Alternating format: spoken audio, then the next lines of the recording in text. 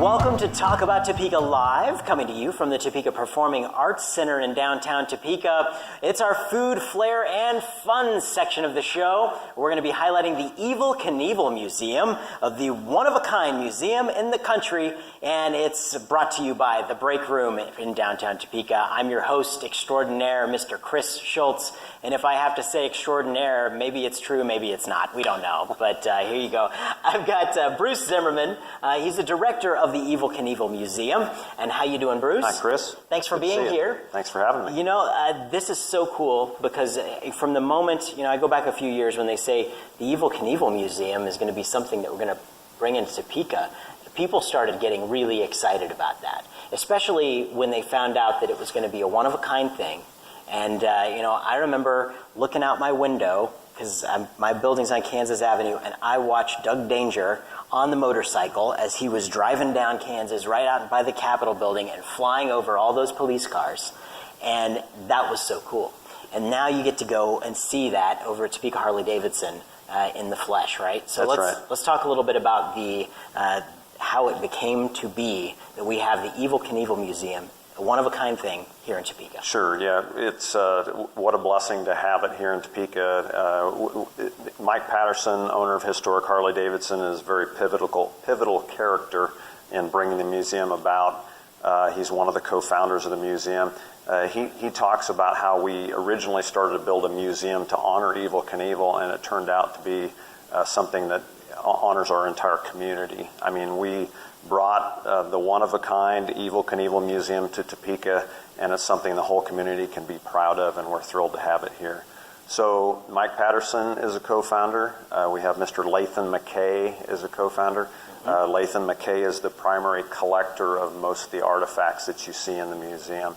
So he spent about 3 years of his life, and all he did was travel the country and even the world and bring back Evel Knievel items to his collection.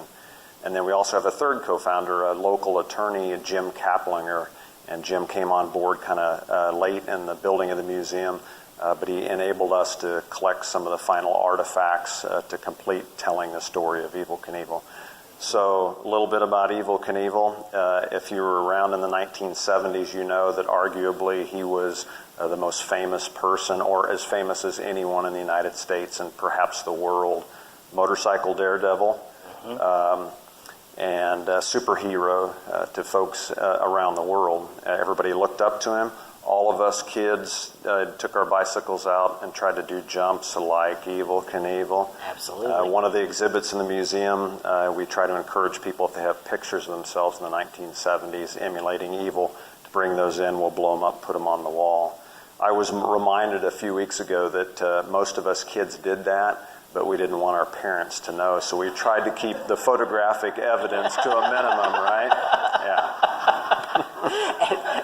and you talk about how Lathan had traveled the world getting all of this stuff put together for the collection, and that's paid off as far as bringing people from all around the world to Topeka to see this museum. And I think that's a very big piece of this, that it has become a tourist draw. And you've seen people from how many states, how many countries? Absolutely.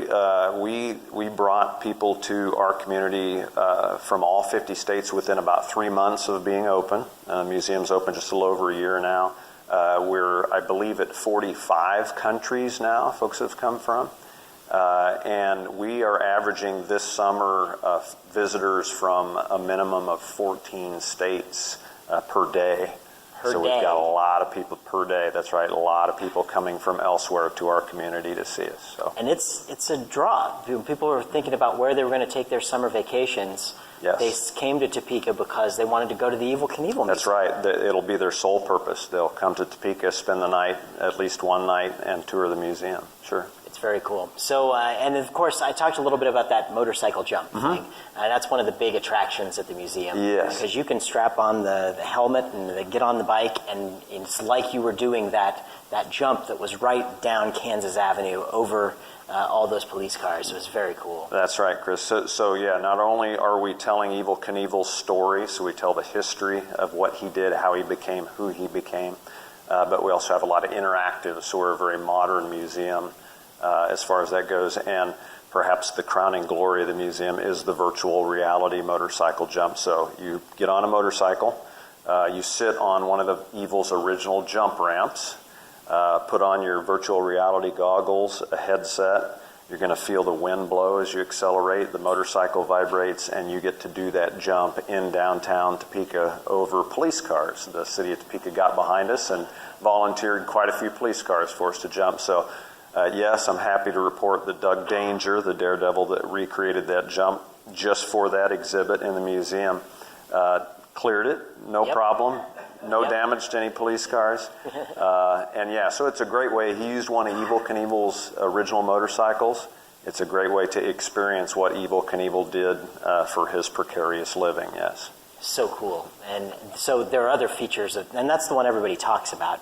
Maybe just mention a couple of the other features. Sure. We have Big Red, the Mack truck that Evel hauled his show around the country with. It's fully restored, and that's historic Harley-Davidson headed up that restoration. We also involved over 90 individuals and businesses locally in doing that restoration, so you get to see that inside the museum. You see many of Evel's original jump bikes, his performance leathers, his helmets, canes. We have interactives upstairs, Broken Bones display where you get to explore some of Evel's original x-rays. You can imagine there were a few accidents over the years, right? Can't imagine you ever have any accidents. Hard to believe, like isn't it? Yeah. We also have a great gift shop, and Chris, I got a souvenir for you. See, everybody should have Daredevil socks. Absolutely. So we got your own set of Evel Knievel Daredevil socks to wear here, okay? Oh, that's awesome. There I'm going to put them on right now. Very cool. Thank you so much. You've got your own brand of daredevilry going on here, so That's now very you're dressed cool. appropriately. Well, now everybody's going to need to catch up with me and stop by the Evel Knievel store there and get their socks, because it's very cool. Awesome. Thank you so much. Absolutely. Well, and I also want to thank you so much for coming on the show and telling us all about it, because the work you guys do, you're bringing guests in here, and you're really helping Topeka elevate our position by being the home of the one and only Evel Knievel Museum.